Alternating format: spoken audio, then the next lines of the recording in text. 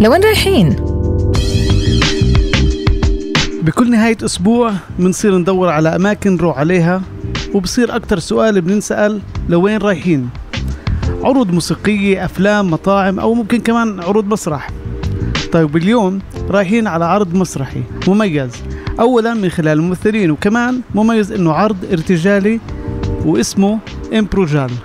واليوم راح نشرب قهوة أنا والممثل مجد عيد في مقهى كافيه في عمارة الإبراج في الناصري، وراح تعطينا لمحة بسيطة عن مشروعها واللي هو أول مرة بالبلاد وباللغة العربية. مرحبا يا مجد. هلا الياس، كيف حالك؟ تمام ماشي الحال. أول شيء مبروك هيك العرض، ومبروك انطلاقته إن كان في المدارس، وكمان العرض اللي جاي علينا، فإن شاء الله بالنجاح. شكرا لك. طيب أول هيك سؤال بخطر على البال هو عن اسم إمبروجال، اسم الفرقة واسم العرض. شو رأيك تحكي لنا هيك أكتر عن هذا الاسم؟ صراحة الفكرة أجت بطريقة بسيطة جدا جدا. كنت قاعدة أنا وشريكي مروان مرة، واللي هو عنصر أساسي في هذا المشروع. ما فكرناش كتير ولا بحثنا، يعني هيك دمجنا كلمة إمبروف واللي هي معناها بالعربي ارتجال، أخذنا أول حرف وآخر حرف من كل كلمة بالإنجليزي وبالعربي، وكون عنا اسم إمبروجال، يعني بطريقة جدا جدا بسيطة. لأي جانر تابع هذا النوع من المسرح؟ هو يعني بالأساس تابع للمسرح الارتجالي اللي بالأول اعتمد على تمارين مسرحية. إنه كانوا في الأول يعملوا تمارين مسرحية، وكانوا يعني الألعاب اللي إحنا بنعملها في المسرح أنا تعلمتها في التعليم. كان الأستاذ يعطينا ظروف وحالات معينة، وكنا بناء على الظروف والحالات المعينة نرتجل من عنا، يعني نجيب أفكار، نمثل أشياء اللي مش مكتوبة مش معروفة. فهذا المسرح اللي أنا عم بشتغل عليه حاليا هو مسرح ارتجالي، واليوم تطور وصار لغة مسرحية أكتر، وصار كمان يتم تعريفه بعدة مشاريع بعدة فرق. يعني في عندك البلاي باك، في عندك كمان الإمبروف له عدة أنواع. فهو بالأساس تابع للمسرح الارتجالي. طيب نرجع للفرقة اللي اتكونت، فرقة إمبروجال. كيف الفكرة أجت؟ كم من عضو أنتو؟ كم من ممثل؟ احنا بالاساس 8 ممثلين ومعنا عازف، وكل ما عم نتطور. يعني لسه صار في ناس جديده عم بتفوت معنا، صار في ممثلين جداد حابين انهم يخوضوا هاي التجربه. فقبل سنه اجتمعنا كليتنا، والفكره كانت موجوده عندي وعند مروان يعني تقريبا قبل 3 سنين. فكنا هيك حابين نعمل إشي جديد في البلاد، إشي ولا مره نعمل في منه، نعمل في المسارح العبريه، بس بالمسارح العربيه مش موجود ابدا. فقلنا انا ومروان انه ليش ما نجيب هذا النوع عندنا في البلاد؟ يعني في مسرح البلاي باك بس ما فيش مسرح ارتجالي. فدرسنا انا ومروان، بحثنا عن صيغ، عن فورمات اللي ممكن نشغله في العرض، عن اشياء اللي ممكن تجذب الجمهور. وحكينا مع الممثلين، وهن بالاساس اصدقائنا وزملائنا، يعني جماعتنا منا وفينا. قلنا لهم اسمعوا، احنا عندنا هيك مشروع بدنا نعمل هيك اشي في البلاد، وهي تجربة مش عارفين لوين رايحين. احنا يا الجمهور بحبنا يا بحبناش، يا الجمهور بده ايانا يا بدوش ايانا. بنخوض هاي التجربة، نجحنا ما نجحناش، التجربة هي الأهم. حلو. وكملنا في هذا المشروع. حلو كتير. أول شيء بالنجاح خلينا نسمع مقطع ارتجالي بينك وبين الممثل إبراهيم دسوقي، رح نسمعه ونرجع للقاء. هاي مرة بتحكي لي هاي إشي قاعدة جبتني لهون عشان تعبني حدك. حاول تكوني هادي. خلص يا زلمة، هذا خلص بكفي عاد. دائما انت بتعملي فيها، دائما كل مرة بتعملها التوتر. لا دليتني بهالمشوار. ما ينفعش هيك. ربي الشاهد. طيب يا مجد، هنا سمعنا أنا وياك والمستمعين المشهد بينك وبين إبراهيم دسوقي، المشهد أحرف الأبجدية. كيف كانت الديناميكا بيناتكم؟ كيف تتحضروا لهيك نوع من المشاهد؟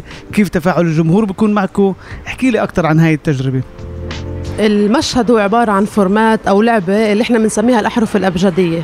هي احنا بنطلب من الجمهور يعطينا مكان وزمان، وحتى يعطينا كمان الحالة إذا كانت رومانسية أو دراما، وكمان يعطي العلاقة اللي بينه وبين الممثل معي، هل هو أخوي ولا صديقي ولا جوزي، حسب شو الجمهور بطلب منا احنا بنمثل. لما احنا بنمثل بيكون معنا موجه اللي هو بصير يعطينا الأحرف الأبجدية من الألف للياء.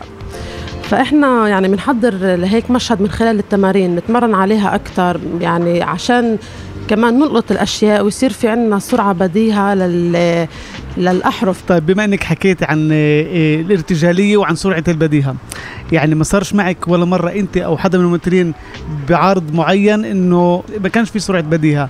شو كان تجاوب الجمهور؟ إنه بصير أتأتأ، خصوصا حرف الثاء. يعني حرف الثاء فيش عندي غير كلمة ثواني، كل مشهد بقول ثواني دائما بتدقر معي. فالجمهور هو بيصير يقول لك، هو الجمهور بيصير يعطيك الكلمات. حلو، يعني هون كمان بتدخلوا الجمهور كمان في السكريبت أو النصوص تبعت المسرحية. صحيح، لأنه كتير مرات الجمهور بزت لي كلمة أنا باخدها من الجمهور وببني عليها. يعني أنت هون زي ما تقولي جاوبتينا على كيف بنجح هيك نوع من المسارح، إنه أول شيء بنحكي على سرعة البديهة والارتجالية بسرعة وكمان تفاعل الجمهور. وانت اللحظة اللي بتخوف مجد أو حدا من الممثلين في العرض اللي بتكون خلال المسرحية؟ لحظة سكوت مثلا؟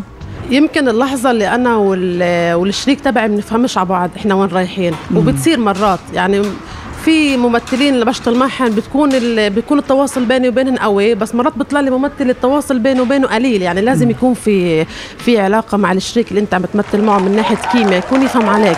فلازم يكون اللي بخوفني أكتر هي الكيمياء، لازم يكون في كيمياء ولازم يكون في تواصل بينه وبين الشريك اللي عم بيمثل معي على المسرح. طيب هيك احنا بدي ارجع معك لموضوع انه انتم كمان بتعرضوا لطلاب مدرسة، فبما انكم كمان بتعرضوا لمدارس، شو الفرق بين عرض لطلاب وعرض لجمهور حر؟ الفرق هو انه انت بتكون كتير حذر في المعلومة اللي بدك تقدمها وفي المواضيع اللي بدك تطرحها. طلاب المدارس بدك تكون كتير حذر للاشياء، يعني كمان بده يكون في عندك رسالة توصلها لطالب مدرسة اللي من خلال التمثيل يقول لك انا حضرت عرض وانبسطت، بس بنفس الوقت وصلني رسالة. طيب اذا بنروح لهيك شوي قصص شخصية، هل في هيك تاخذوا قصص شخصية زي كيف ستاند اب كوميدي مرات بيحكوا عن قصص شخصية؟ هل في شيء من الشكل؟ طبعا اكيد احنا في عنا اكمل فورمات اللي هو احنا بنطلب واحد من الجمهور يطلع على المسرح ويحكي لنا قصة صارت معه او يحكي لنا شو بيشتغل شو بيعمل ايش مرق اليوم، واحنا خلال شو بعطينا الجمهور معطيات بنمثل هذا المشهد وهو بيكون يمثل معنا. وفجأة بصير في تبديل ادوار، يعني اللي بيمثل معنا بصير هو يعمل دوري وبصير يعمل دور كمان الشريك اللي معي وانا بصير اعمل دوره، وزي ساعة بتصير تلف حوالين المشهد. حلو، احنا بنحكي دردشه واغنية، بما انه عم ندردش راح اطلب منك تختار اغنية باخر اللقاء، بس قبل ما نوصل لاخر اللقاء حبيت هيك بزاوية لوين رايحين نقول للناس لوين رايحين، فتعالي نشارك مستمعين راديو الناس وكمان ندعيهن يحضروا العرض، فهات نحكي تفاصيل. تمام، احنا عنا بالايام القريبة يوم الخميس 9 الشهر 9/3 عرض في مسرح سرد حيفا. حلو. العرض الساعة 8 واحنا بنقول للجمهور تعالوا واللي بتحكش من رجاله حق التذكرة. حلو. فتعالوا اضحكوا وانبسطوا، وعلي اذا حدا اجى قال لي مجد انا ما ضحكتش بقول له خد هاي حق التذكرة ومتاسفين انه احنا ما قدرناش نضحكك. طيب انا بس بدي اقول للمستمعين كمان اللي بسمع البرومو او اللي بشوف البرومو على وسائل التواصل الاجتماعي راح يضحك، فشكرا لك ماجد. شكرا لك، كان لقاء حلو، دردشة حلوة. وبما انه هيك بعد كل دردشة في اغنية بدي اياك تختاري اغنية نسمعها للناس بنهاية اللقاء هذا. بحب اني اختار اغنية لسعاد ماسي اسمها سلام. حلو. اغنية هيك لطيفة خفيفة دافية وبسيطة، وبدعو انا وياك الناس والمستمعين يروحوا على العرض يوم الخميس 9/3 في مسرح سرد حيفا الساعة 8. الساعة 8 وراح نكون كلياتنا هناك. واهم شيء اللي بتحكى شو بنعمل؟ بنرجع له حق التذكرة.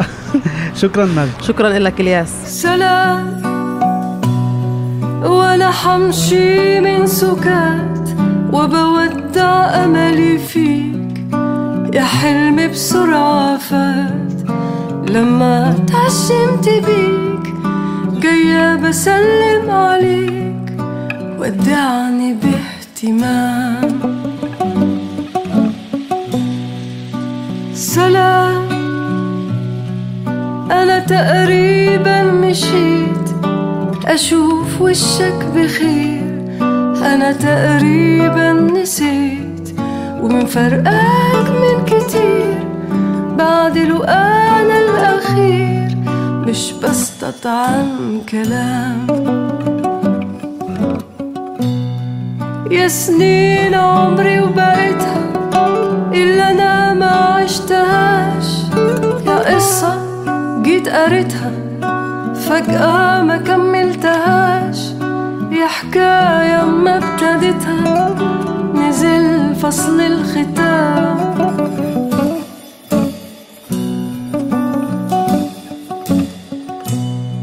يا سنين عمري وبقيتها إلا أنا ما عشتهاش، يا قصة جيت قريتها فجأة ما كملتهاش، يا حكاية ما ابتديتها نزل فصل الختام.